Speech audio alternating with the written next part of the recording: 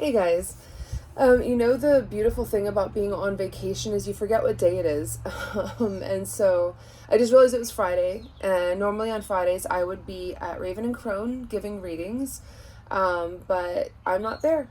I am parked in OG, or Old Girl, which is my 1968 Avion.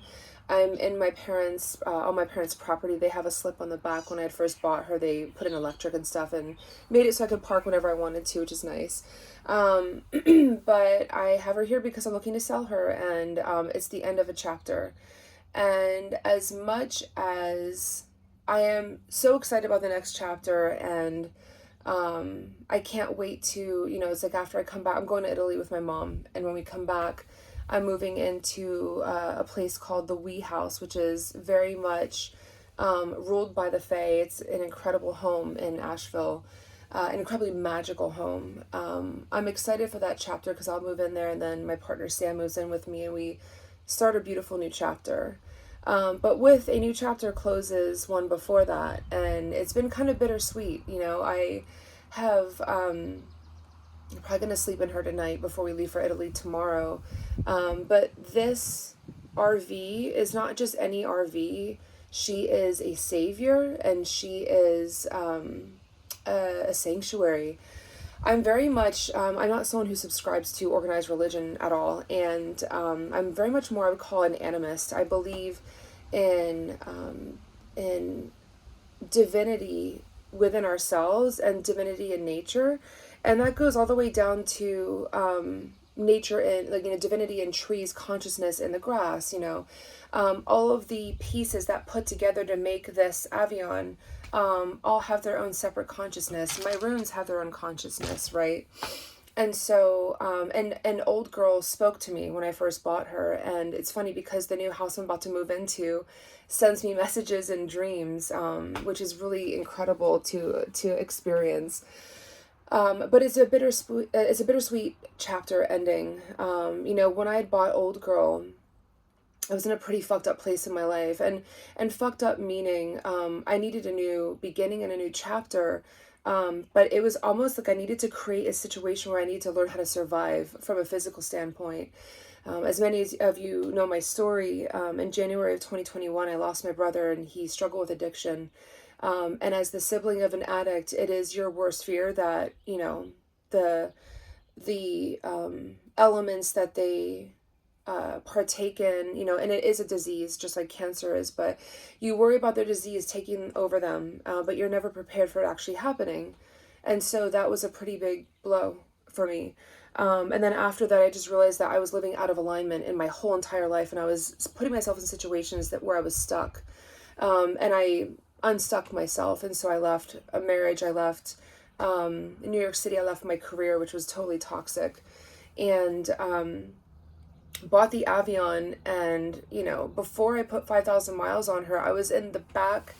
Oh, I was in my parents' property like I am now, and I was giving her a scrub 3 years ago, or less than 3 years ago, in the way that I was yesterday. And so there's a lot of parallel moments happening right now where I'm reflecting during that time.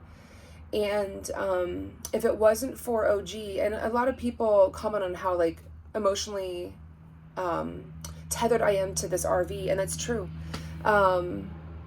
I acquired this RV at a time where my health was not good, mentally, and I was grieving a fuck ton of things, nursing a broken heart, all of those things, and I was about to embark on a journey of self-exploration, coming back and realizing at the very end of it that, home is wherever I am, right?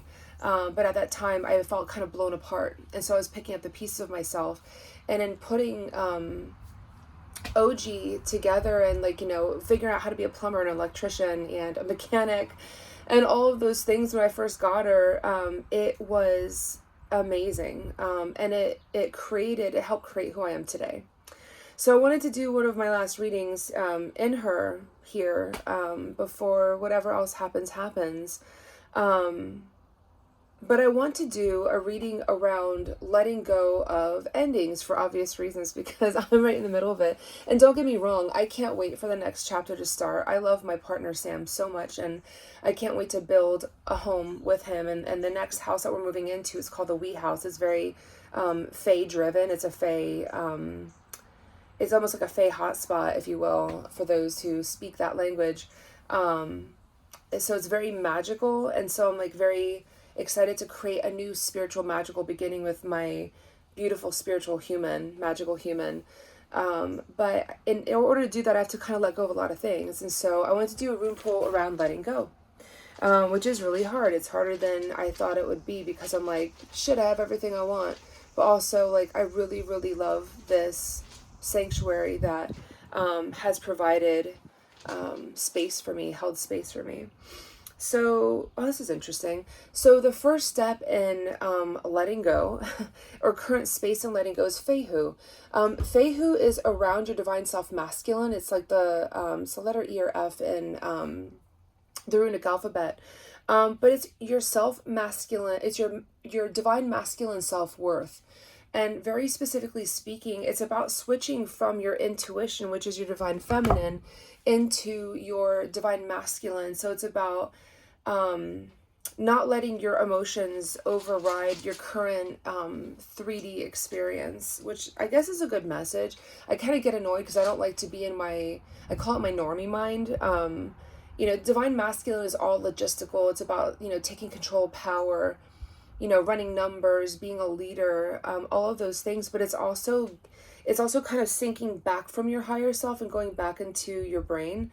And it's asking me to kind of like do the reverse on that. When I'm letting go, it's almost like I have this card in my oracle deck. It's the jellyfish, and jellyfish are an organism who don't navigate with, they just navigate with instinct. They don't really have any kind of emotional, as far as what we know as humans, they don't have an emotional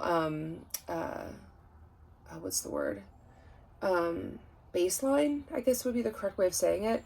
But this Fehu is asking me to do exactly that, which like let go of the high emotions I have around this ending, because that's the only thing that's holding me back. My challenge or opportunity is our Raido, which is my journey, is recognizing that this is a part of the journey. Like this chapter that I had, my God, sorry. This chapter that I had in OG, an old girl, was a 3-year chapter of just basically giving myself an opportunity to have a sanctuary while I pulled myself apart to build myself back up again. And that is the one thing, if any one of you are going through or letting go of something, you have to realize that, in the letting go process, knowing that it's all about the divine timing around it, right? You're meant to be releasing so that you could bring back in. And the outcome of doing that and leaning into your journey, that's so sweet, is Ingwaz. Ingwaz is fertility, it's abundance. It's knowing that, I'm going to cry. It's knowing that everything that you need is here. It's within you. God damn it. This is a very sweet reading. I'm really annoyed that I'm crying. But it's knowing that everything that you need is like not without, but it's within, which is so pretty. Oh my God, I'm going to end it right here because I'm going to keep crying. Anyway, summarizing it. Get out of your emotions, which I'm going to work on once I finish this video, because I need to do another one. And your challenge is embracing change, Raido journey. And then the sweet ending. Which is Ingwaz. Knowing that's the thing. Okay. I will say this, at the end of my journey, and this is something that when I went on the road, and I said it earlier, when I went on the road, I was pulled apart.